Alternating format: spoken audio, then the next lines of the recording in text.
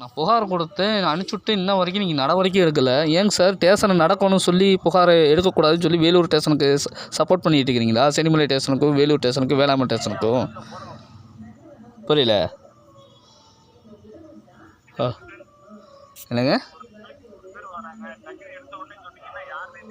ஏங்க, நான் 19ஆம் தேதி 11வது மாதத்தில் 2025 நான் புகார் அனுப்பிச்சிருக்கிறேன். எந்த போலீஸ் ஸ்டேஷனுக்கு உங்கள் கரிவலை ஸ்டேஷனுக்கு நான் 6 ரூபா எடுத்துகிட்டு வந்தேன். என் பேர் மணிகண்டன். ஆ ஆ ஆ சரிங்க, ரைட்டு, ஓகேங்க. இப்போ நடவடிக்கை எடுக்கக்கூடாதுன்னு சொல்லி எல்லா டிபார்ட்மெண்ட்டையும் பேசி வச்சுருக்கீங்களா?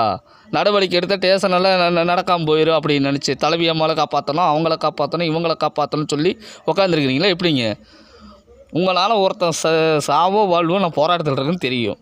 அப்போ தெரிஞ்சிருந்து நடவடிக்கை இருக்குன்னு என்னங்க சார் அர்த்தம் இது? என்னுடைய பெயர் மணிகண்டன். இப்போ வேலூர் ஸ்டேஷன் மேலேயும் சென்னிமலை ஸ்டேஷன் மேலேயும் வேளாண்மை ஸ்டேஷன் மேலேயும் நடக்கக்கூடாதுன்னு சொல்லி பெட்டிஷனே அனுப்பிச்சிருக்கிறேன். கோர்ட்டு வரைக்கும் அனுப்பிச்சிருந்தால் நீங்கள் நடவடிக்கை எடுக்கலைன்னா என்ன அர்த்தப்படுற? எல்லா பக்கமும் சேர்ந்து பித்தராட்டம் பண்ணிட்டு இருக்கிறீங்களா? எங்கள் அப்பா பேர் பாலன். ஆமாம். புரியல.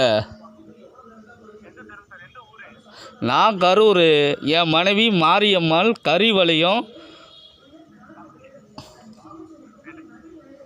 புரியல. மாரியம்மாள் வைரமுத்து மகள். மாரியம்மாளுக்கு நான் திருமணம் செஞ்சுட்டு வந்தேன். என் கூட வாழ விடாமல் 6 ரூபாவில் எடுத்துகிட்டு வந்தேன். ஆ ஆமாம்.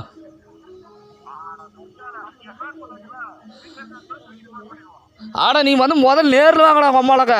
ஏன் மொண்டாட்டி கூட வாழ விடாமல் கல்யாணம் பண்ணி வச்சுட்டு இல்லை சீன் போட்டுட்டு இருக்கிறீங்களா? வேலூர் ஸ்டேஷனாக இருக்கட்டும், எந்த ஸ்டேஷனாக இருக்க வெட்டி எரிஞ்சிட்றேன். சரிங்களா? ஒன்று உங்களால் நான் வாழணும், இல்லை உங்களால் நான் சாகணும்.